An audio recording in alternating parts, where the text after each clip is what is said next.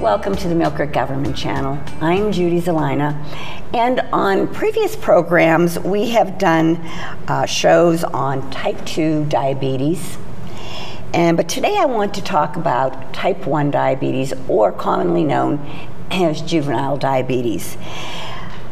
Actually, I want to get across how juvenile diabetes actually affects the individual, but also more importantly, how does it affect the family? Here to give us some insight on programs that they have and some direction, and also personal experience. We have first off Nicole Wolf, and Nicole is the executive director of the Erie County Diabetes Association. Wonderful organization. Thank you for joining us. Thank you for having me. And we have Michael Miller. Now, Michael is not only special guest here because he is going to give personal experience on having juvenile diabetes, but he's also my nephew.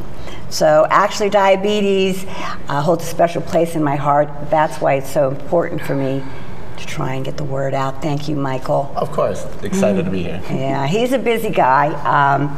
Michael, he's a teacher at Mercyhurst Prep, and he's taking time out of his busy schedule just to let me pick his brain here. So anyhow, first off, though, what I'd like to do, Nicole, is we talked about type 2 and type 1 diabetes. What is the difference between those two diabetes? Those are the two major types of diabetes, and they have some similarities and some differences. The primary similarity is that they both cause an abnormally high level of sugar in the bloodstream, which can damage the circulatory system as well as every organ system in the body. So that's a dangerous situation. But some of the differences is how it develops and treatments. So we can start out by talking about some of the characteristics of type 2.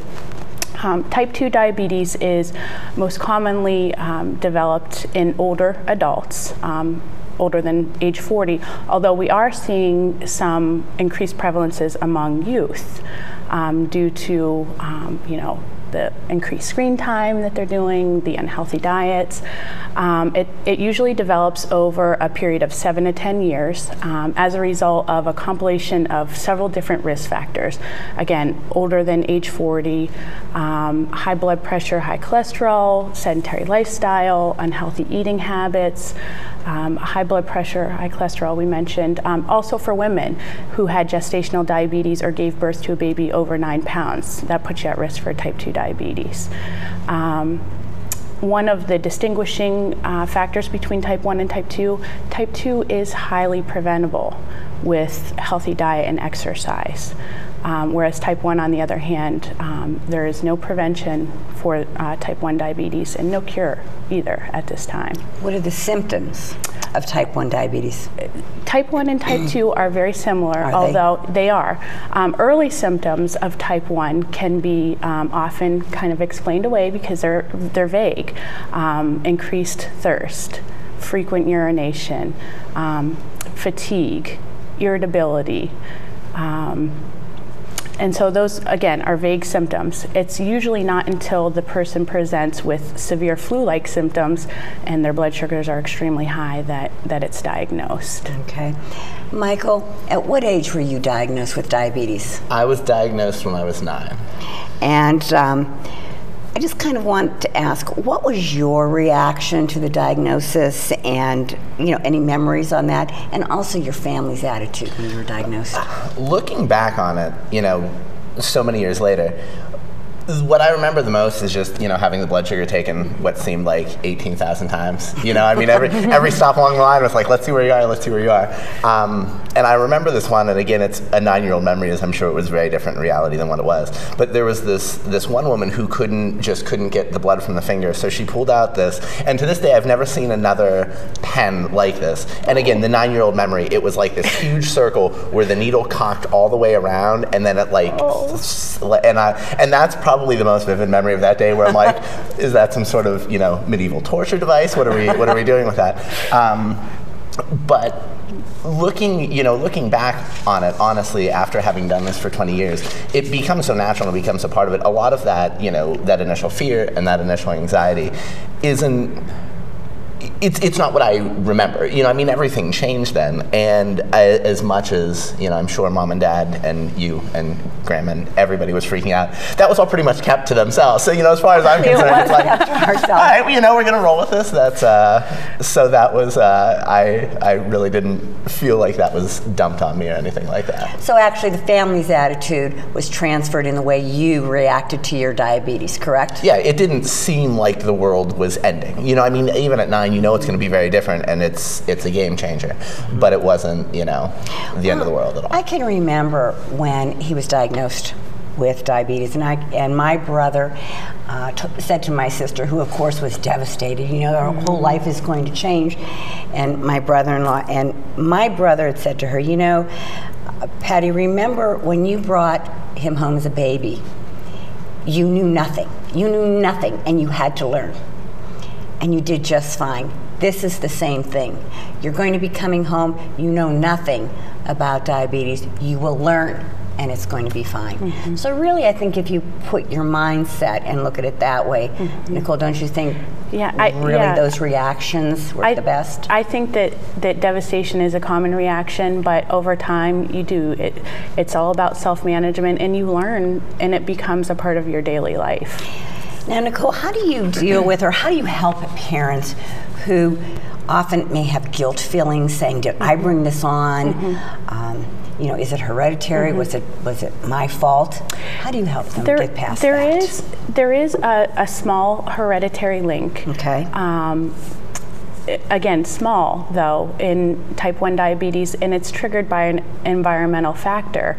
But there is nothing that a parent can do to prevent type 1 from occurring. And they have to know that. Yes, they have to know that they did nothing wrong to bring this on their child. Now, Michael, what are some examples of how your life changed at that time? What do you remember? Well, again, and I think that's one of the benefits to being diagnosed so young. You know, doing this for 20 years, this is normal. Now, it's hard to remember what it was before. But again, I remember it was interesting because once you got the blood sugar under control, I remember being in the hospital and being healthy, because you have to stay there until you learn how to regulate it. But at 9, I'm like, all right, you know, I mean, I kind of had the run of the joint and walking around, you know, wheeling the video game thing down to the room. And even like, again, because the approach was always, you know, this is manageable, this is doable. When you're 9 and you get to leave spelling class to saunter down to the nurse to check your blood sugar and maybe have a couple crackers, from the 9-year-old standpoint, that's living the dream. You know, you're like, enjoy that spelling test, suckers. I'm gonna go see where my blood sugar's at. So, you know, that's, and again, I think looking back on it, you know, I remember that because that was always it's just like, all right, this is what you're doing. I mean, obviously everything is different, but it's you know, what are you looking at? You know, what part of it? And I remember you know, that stuff. You know, I mean, the more enjoyable part of it. And you got to that point through education. Nicole, why is education so important? It is so important because 99% of diabetes, as you'll probably attest, is self-management. You go to the doctors maybe once every 3 months, but the rest, that 99% of the rest of the time, you are responsible for managing it, and the family is responsible for managing it on your own. So you need to learn how to test blood sugars, give medications, avoid the highs and lows of diabetes, and then of course also the coping aspects and all of the other things that go into management. So, Michael, did your parents get you involved in you know, giving shots or your insulin and so forth immediately? When I was in the hospital, that was an option that I was given. They said, you know, they're like, do you want to learn how to do the injections, or do you just want your mom and dad to do it? So mom and dad learned, and they had to do, you know, injections on themselves, so they knew that they weren't you know, they weren't hurting me. And I learned there. You know, I said, you know, give me the needle. Let's see how this rolls. And you know, obviously when I was younger, I didn't do as much, but it was always something that I was able to do and something that I learned to do from the beginning. So you got involved as your comfort level got a little bit stronger, which is a good way to. And then as you grow with it, you take more on. You know, it becomes more part of the routine and more part of the day. Now, the teenage years are not easy, are they? Well, with or without diabetes. I mean, you know, once those hormones start firing, you're sitting there going like, all right, let's ride this out. Can I rephrase this? with diabetes. Teenage years are not easy, because you are right. Yes. Either way, it's a challenge. So how difficult is it being a diabetic? Go in school? Well, it was something that I was always very open with, and I still am with everybody. And it was a matter of, like, on the first day of school, every new class I would walk into, I'd go up to the teacher and be like, listen, I have diabetes. There might be some times when I just have to zip out down to the nurse's office, and everybody's always very cool with that. And the majority of them say, like, listen, if you feel it, you don't even raise your hand. You just get up and go. I know what you're going to do. It's not a problem.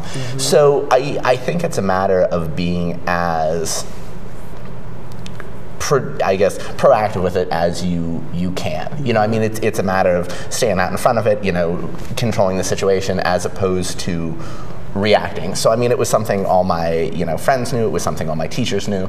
It was even the nurse. I had my little section of the refrigerator. She's like, you just walk in and grab what you need, and we were good to go. So that brings me to another question. There comes a point in your life when you want to go to movies with friends and then go to dinner afterwards. How do you regulate your diet in those situations?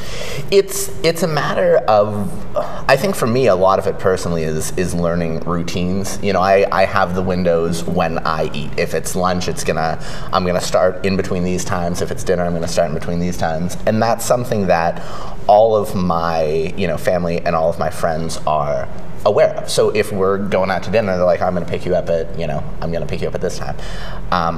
And so we go from there. And even the restaurants, if it's a restaurant that I know well enough, that even helps me gauge when I have to give insulin, because I'm like, okay, I know how long the food's going to take to come out and to come out. And that all makes a difference.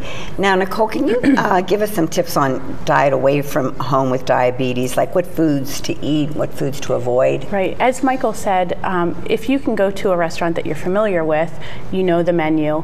Most restaurants nowadays have healthy choices that you can choose from, which are nice. Right. And just to make a note too, I think it's important to note that when you have diabetes, that doesn't mean that you have to squash out all of the things that you love. Absolutely. Everything in moderation, and maybe a few tweaks here and there. Even for anyone who doesn't have diabetes and they just want to eat healthy, you go out to a restaurant and you think in your mind, quality, quantity, preparation. So quality, if you're a steak person, maybe instead of going for the fatty porterhouse, you choose a lean sirloin cut. Also looking at the plate method. If you've ever seen the plate method, you visualize a 9-inch dinner plate. 1/2 of the plate should be all vegetables. It could be steamed and leafy greens. 1/4 whole grains, and 1/4 protein. Everything else gets taken home in a to-go container. So you can still enjoy those favorite foods that you love. You just have to do a few tweaks here and there. Okay. Now, Michael, traveling with diabetes. Yes. Now, do you ever run into any problems on that front? Well, it's fun because you have the whole bag. It's all attitude, actually. you have the diabetes bag, which is with me constantly. It's always hooked on my shoulder. Whenever I'm out of town.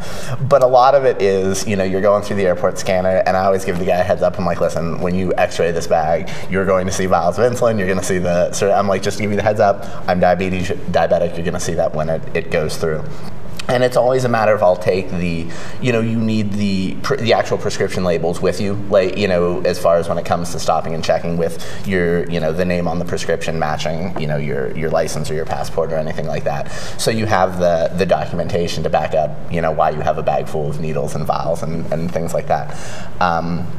But again, it's just a matter of, I think, being prepared with it. And, if anything, it's something that I've learned, friends that I've traveled with, and even students, on mission trips and things like that, they enjoy the diabetes bag because it's, hey, can you put this t-shirt in there? Oh, I picked up this card that I want to send to mom. Can you tuck that in there? So it becomes this lovely catch-all for everything everybody's carrying. And then, my life-saving insulin and blood sugar machine is down at the bottom that I get to root through. So there's benefits for everybody. The bag keeps me alive, and everybody else gets to put their stuff in it. So it works out. It's fun for everybody. Well, I know life changes once you're diagnosed with diabetes, but you can lead a somewhat normal life let our viewers know, what are some of the accomplishments that you've known in your life, Michael? Well, and I would say, fortunately, and like I said already, having it so long, I think, makes it easy because it's not like I can go back and compare to not having this, and it's never ever been a stumbling block for me.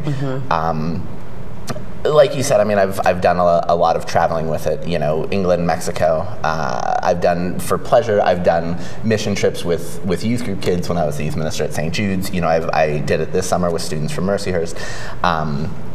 Education, I went through my undergrad. I completed my master's work a couple years ago. There's never, ever, honestly, been a time in my life where I felt I can't do this because of diabetes, whether it's something grand like schooling or travel or these things, or even like you were saying as far as like balance, that it's not like I am never going to enjoy that hot pretzel. I proudly have my Annie Ann's punch card in the wallet, but it's just a matter, exactly as you said, of balance. And from when I was little, my doctor used to say that, which is why I think it was easier. It was never a matter of like, okay, this is all cut off, but you are aware of, if you want something like that, when do you eat it? Okay, when are you, when is a good time to have it? And it's just a larger awareness, which again, like you said, everybody can benefit from. It's not something that's so. And that's managing your numbers. Now, Nicole, your blood sugar levels are so important. Yes. You've talked about an A1C. Yes. What is a good A1C, and what is a good daily blood sugar number that people should be looking at? Right. The A1C test is a measure of blood sugar over a 2 to 3 month period. Okay. Okay. American Diabetes Association says that an A1C below 7% is a good target range. Daily blood sugars, it ranges person to person depending on how tight your doctor wants your blood sugar control to be at. But fasting blood sugars should be somewhere below 120. After meals, 2 hours after meals is when you see the highest peak in your blood sugar, and you want that to be somewhere between 140 and 180. Okay. Now I'm going to ask you, what are your A1Cs? Generally, they fall in somewhere in the 6 to 7 range, by and large. So I'm always pretty pleased with that. That's good. Granted, there are the times where there's good. a spike, and there are the times when you get that, and you're like, okay, that was a little higher this time. Right. But by and large, they're in the 6 to 7 range. Well, and again, that's with education. That's with learning how to work with your diabetes. That's why, oh my gosh, it's so important. Right, and the A1C test is really significant, and it's an indicator of how well your diabetes is being managed, but it also is a predictor of some of the complications that come along with diabetes. So Michael, being the model, 6 to 7%, would have a much lower risk for some of the complications like eye disease, kidney disease, heart disease that come along with diabetes. Okay, so really, if you don't watch your numbers and they start going all over the place, you're looking for some bad things happening down the road, right? As I said, it affects every organ system of the body because your body is nourished by the circulatory system, and it causes damage to the circulatory system. Michael, why is keeping positive so important with this disease? Well, I think what it boils down to is that's what you have control of. My pancreas stopped working. It's sort of like an organ placeholder, so you can't control that. That's fine. But it's whether you are going to let that run. Are you going to sit there and say, my life is over, everything about this is terrible, I can't? Or are you going to say, all right, I'm going to roll with this. I'm going to be a little more aware, a little more. And again, Nicole, as you said earlier, it's good for anybody to be, to have that level of awareness. So, and I've always been fortunate that I've been very positive, and all of you guys, the family and all my friends there, they understand it, they roll with it. It's so that makes it easier too, and it's sort of a team effort in that regard, that everybody understands that it's easier to do it. Like when you talked about the movies before, for me it's always going to be easier if we do dinner first and then catch a movie, just because it's easier to regulate. Let's go out, get that's always how it's worked for me, and everybody's cool with that. So I mean, it's just becomes a part of who you are. Like it would be, honestly, it would be weird to think about not having it, because when you do it that long, it's just, you know, it's part of who you are. Nicole, what are some of the resources that are available to somebody who's been diagnosed with type 1 diabetes or even type 2? Through the Erie County Diabetes Association, we have an education program, a nurse that specializes in diabetes education that will sit down with the person that's been diagnosed, with family members, and walk you through those self-management training points. We have a nurse information and referral hotline, so anytime you might have a question about a blood sugar or, you know, anything that pops up, give us a call at the office, and we have a nurse that's standing by to answer the questions that you have. We also have a website, an education newsletter. So my advice would be any need that you have, just give us a call at the office, and we'll be glad to help you out. And what is the number that they can call you at? 454-0715. And the website is diabeteserie.org. Okay, and I have checked out their website. I do have to tell you, it's got so much information. Very, very interesting website. Michael, you know, you had so many accomplishments and so many adventures. Some adventures, we said, oh, please, let them get home. But the bottom line is you have taken control of your diabetes, which I think is so important to be able to do. What advice or encouragement would you give somebody who is living in this era of just being diagnosed? I think it's a matter of, you know, being proactive, taking control, and learning how to live with it on your terms. I mean, as far as everybody's going to figure out their own schedule, everybody's going to figure out their own routine. You're going to figure out, you know, what works for you. So there's that trial and error. There's that, I think, being hugely open and honest about it. Like my students will say, I joke about it all the time.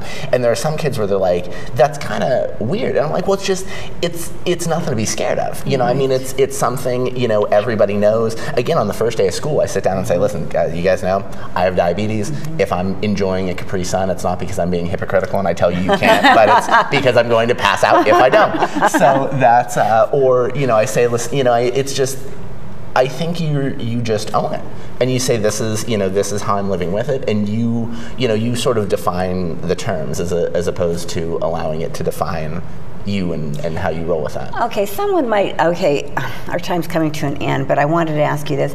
There could be a time where somebody ate something or didn't do something right. I mean, should you beat yourself up if you've got a high number and you've done something to cause that? How do you react to something like that? Absolutely not. I mean, again, every day you test yourself. There's so many things, you know, emotions that affect blood sugar. You know, if you're sick, there's so many factors. And even if you did just say, you know, I'm going to indulge, then whatever. But it's one number, one day. You don't let it become a chronic problem, and you know. And you learn by it. Absolutely. Okay, yeah. Nicole, again with Erie County Diabetes Association. Yes.